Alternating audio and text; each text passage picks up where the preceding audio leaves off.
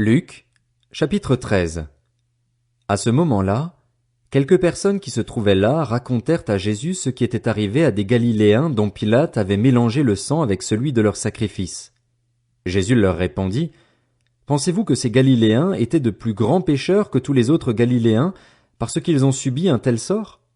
Non, je vous le dis. Mais si vous ne changez pas d'attitude, vous périrez tous de même. Ou bien ces 18 personnes sur qui la tour de Siloé est tombée et qu'elle a tué, pensez-vous qu'elles étaient plus coupables que tous les autres habitants de Jérusalem? Non, je vous le dis. Mais si vous ne changez pas d'attitude, vous périrez tous de même. Il dit aussi cette parabole. Un homme avait un figuier planté dans sa vigne. Il vint y chercher du fruit et il n'en trouva pas.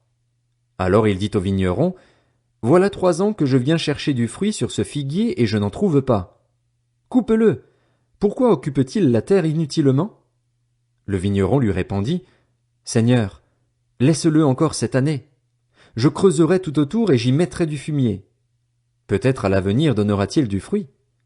Sinon, tu le couperas. » Jésus enseignait dans une des synagogues le jour du sabbat.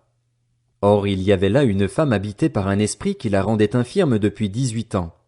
Elle était courbée et ne pouvait pas du tout se redresser.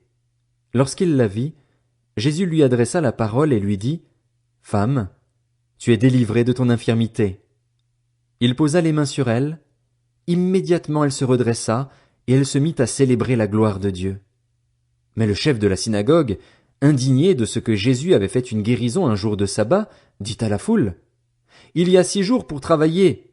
Venez donc vous faire guérir ces jours-là et non pas le jour du sabbat. » Le Seigneur lui répondit en ces termes, « Hypocrite, le jour du sabbat, chacun de vous ne détache-t-il pas son bœuf ou son âne de la mangeoire pour le mener boire? Et cette femme, qui est une fille d'Abraham et que Satan tenait attachée depuis 18 ans, ne fallait-il pas la délivrer de cette chaîne le jour du sabbat? » Ces paroles remplirent de honte tous ses adversaires, et la foule entière se réjouissait de toutes les merveilles qu'il faisait. Il dit encore, « À quoi le royaume de Dieu ressemble-t-il et à quoi le comparerai-je?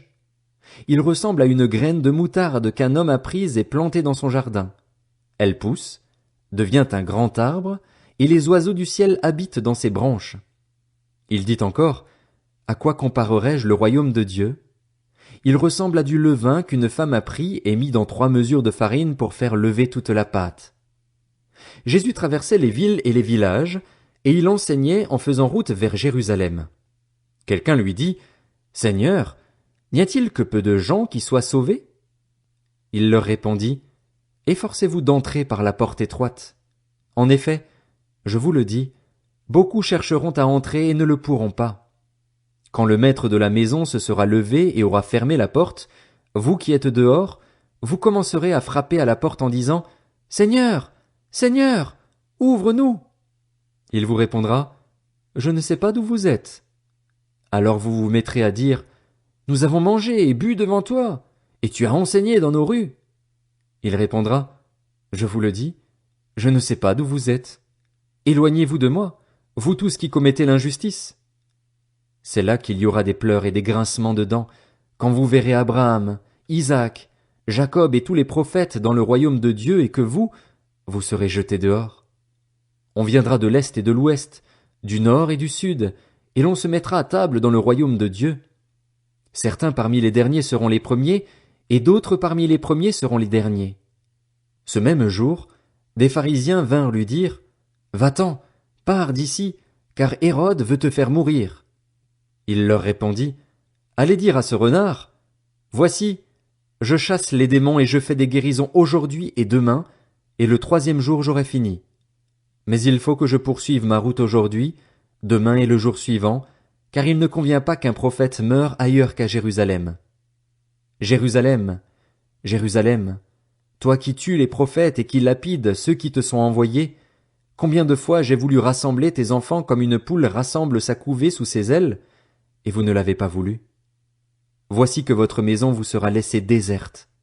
Je vous le dis, vous ne me verrez plus jusqu'à ce que vienne le temps où vous direz, « Béni soit celui qui vient au nom du Seigneur. »